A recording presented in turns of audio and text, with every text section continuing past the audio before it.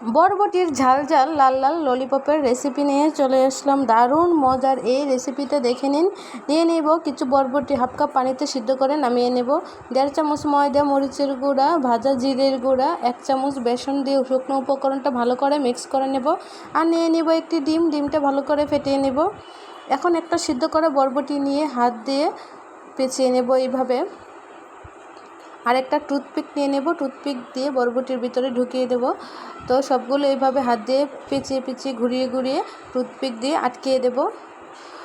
তো এই বরবটিটা এখন ডিমের গোলায় চুবিয়ে নেব। আর ময়দা মশলা দিয়ে যে শুকনো উপকরণটা মিক্স করে রেখেছিলাম সেইখানে চেপে চেপে লাগিয়ে দেব। আর পরিমাণ মতো তেলে ভেজে নেব। তো সবগুলো এক এক করে প্যানের মধ্যে দিয়ে দেব। আর খুবই কম আঁচে উল্টে পাল্টে লাল করে ভেজে নেব।